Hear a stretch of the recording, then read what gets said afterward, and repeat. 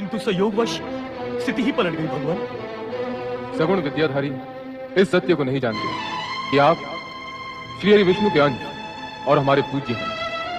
हुआ तो वही जो होना था, आप तो केवल निमित्त मात्र हैं। गणेश एक दंत होकर पूज्य होंगे, इन्हें एक दंत बनाने का कार्य विधि ने अप्रत्यक्ष रूप से आपको ही सौंपा था। श्री हरि विष्णु के अंशावतार परशुराम के प्रति क्रोध अनुचित और अनावश्यक है देवी। ये सब तो हमारी ही इच्छा और लीला के कारण घटित हुआ। गणेश, अज्ञान में युद्ध हुआ, अब ज्ञान होने पर सम्मान करो पुत्र, प्रणाम करो इन्हें। प्रणाम मुनिवर। अज्ञान में क्या क्या हो जाता है। जो स्नेह का अधिकारी है वो क्रोध का पात्र हो गया। जिसे कंठ से लगाना था उससे युद्ध करना पड़ा। मुझे क्षमा करो गणेश। ऐसा ना कहिए, आप तो मेरे पूज्य हैं।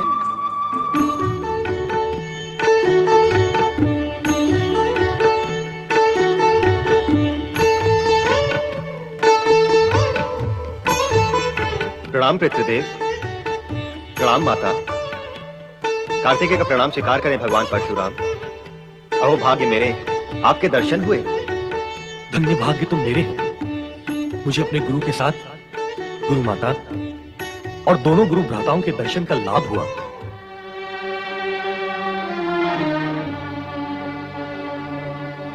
आप भगवान विष्णु के अवतार हैं तो हमारे पूज्य हैं, किंतु भोलेनाथ के शिष्य हैं तो हमारे स्नेह के पात्र भी हैं। इससे पूर्व गणेश का दंत तोड़कर मेरे क्रोध के भाजन हुए। ऐसा प्रतीत होता है कि आपके यहाँ आने से पूर्व अज्ञान प्रवेश कर चुका था, जिसने पहले आपको फिर मुझे प्रभावित किया। मेरे अपशब्दों के लिए मुझे क्षमा करें।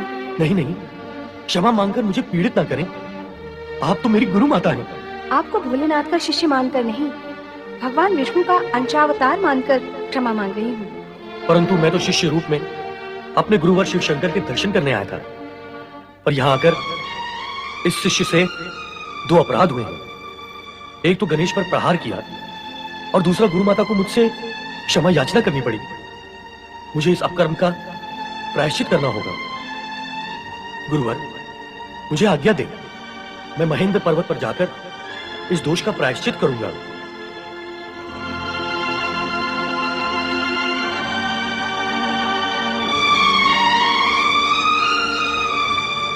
परशुराम प्रायश्चित के लिए महेंद्र पर्वत की ओर चल दिए। इस घटना का सुखद अंत ऐसे ही होना था देवराज। मैंने आपसे पूर्व ही कहा था, ये सब शिव लीला का ही एक भाग है। किंतु देवऋषि, इस शिव लीला का प्रयोजन क्या है?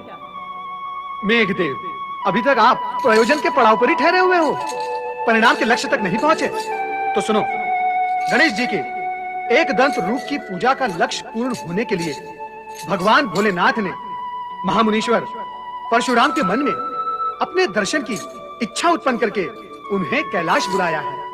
और इस प्रकार अपने परिवार से भगवान विष्णु के अंशावतार परशुराम का परिचय कराएगा। नारायण नारायण। और गणेश एक दंत बने।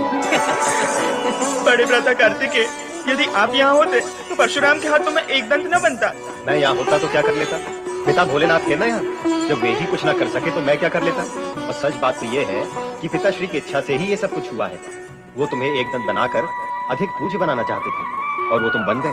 गणेश भैया, अब तो कुमार कार्तिकेय भी आ गए। खेल खेले। चलो। तुम्हें अपने पुत्रों के विवाह की तनिक भी चिंता नहीं है। ये आप क्या कह रहे हैं स्वामी? मैंने स्वयं ही तो इस विषय में आपसे चर्चा की थी। अवश्य की थी, किंतु फिर वो चर्चा भूल में समा गई। नहीं, मैं भूली नहीं हूँ। मैं तो इतना जानती हूँ कि आपकी इच्छा के बिना कुछ नहीं होगा। जब तक आप नहीं चाहेंगे तब तक दोनों पुत्रों के विवाह की चर्चा केवल चर्चा ही रहेगी। भला सोचो, यदि मैं नहीं चाहता और इच्छा न होती तो पुनः इस विषय पर चर्चा क्यों करता हूँ? भगवान भोलेनाथ की जय, देवी पार्वती की जय। प्रणाम भोलेनाथ। प्रणाम देवी पार्वती। आओ राजन। देवर्षि नारद द्वारा प्रेरित होकर स्वार्थवश उपस्थित हुआ हूं प्रभु। अपना प्रयोजन कहो राजा विश्वरूप। जो सर्वज्ञ हैं उनसे क्या प्रयोजन कहूं प्रभु। मेरी दो पुत्रियां बुद्धि और सिद्धि, मैं इनके दायित्व से मुक्त होना चाहता हूँ। किन्हें सौंपना चाहते हैं इनका दायित्व? प्रभु आपको और देवी पार्वती को आपकी पुत्र वधू बनाकर। अपना निर्णय प्रकट करो देवी। निर्णय करने का अधिकार तो आपका है, पर मुझे ये दोनों कन्याएं अपनी पुत्र वधू ही लगती हैं। अर्थात मेरे निर्णय की प्रतीक्षा किए बिना ही तुमने ये निर्णय कर लिया कि इन दोनों कन्याओं को अपनी पुत्र वधू बनाना है। राजन, आप निश्चिंत होकर अपने भवन लौट जाएं। समय आने पर आपको शुभ समाचार प्राप्त हो जाएगा। प्रभु, धन्य भाग्य मेरे।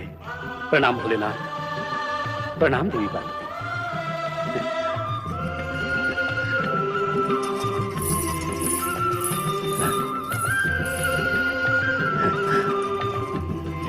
प्रणाम, प्रणाम।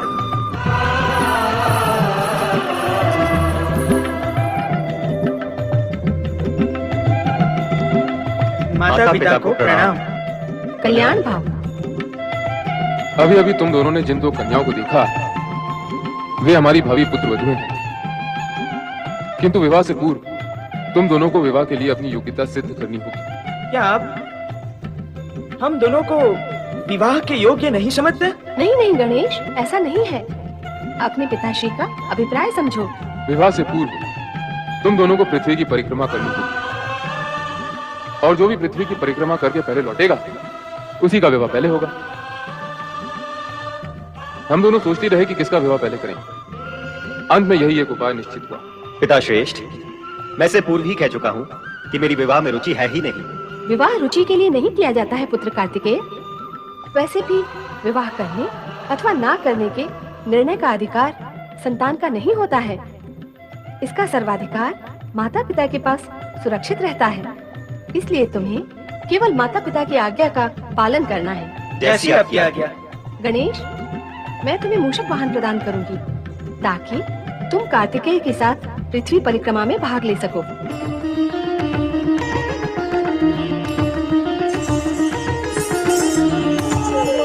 गणेश भैया, आपका ये वाहन मूषक कार्तिकेय भैया के वाहन मयूर से परिक्रमा की दौड़ में आगे नहीं जा सकेगा। तो उत्तम यही होगा कि आप स्पर्धा में भाग ही ना लें और पराजय स्वीकार कर लें। विजय तो निश्चित कार्तिकेय भैया की ही होगी। प्रणाम बड़े भ्राता। मैं तो स्वयं इस स्पर्धा से विलक होने का विचार कर रहा हूँ। हानि तो इतनी होगी कि मेरा विवाह बड़े भ्राता कार्तिकेय के विवाह के पश्चात होगा। तो अब दूल्हा कहाँ है? माता पिता की आज्ञा से बंधा हुआ हूँ, इसलिए परिक्रमा की प्रतिस्पर्धा करना मेरी विवशता है। बड़े भ्राता, शुभ मुहूर्त आ पहुंचा है। परिक्रमा का समय हो गया है। अब हमें पृथ्वी की परिक्रमा आरंभ कर देनी चाहिए। हाँ, अब अकारण विलंब क्यों हो? तो गणेश, पृथ्वी परिक्रमा आरंभ करने से पूर्व हमें अपने माता पिता से आशीर्वाद प्राप्त कर लेना चाहिए। हाँ बड़े भ्राता, माता पिता के आशीर्वाद के बिना आरंभ किए गए सभी कार्यों का अंत दुखद ही होता है। इसलिए माता पिता का आशीर्वाद तो हमें लेना ही होगा। आओ। माता गौरी पिता शंकर, जय जय गौरी शंकर।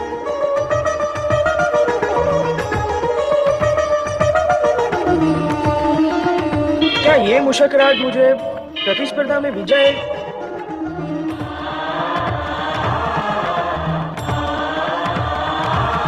कुमार कार्तिकेय की जय, कुमार कार्तिकेय की जय, कुमार कार्तिकेय की जय, भगवान भोलेनाथ की जय, माता पार्वती की जय। क्या हुआ गणेश भैया? नंदी भैया, क्या मेरा ये मूषक मुझे पृथ्वी की परिक्रमा करा सकेगा? यदि आपके भाग्य में लिखा है तो संभव है कि आप कार्तिकेय भैया से आगे निकल जाएंगे।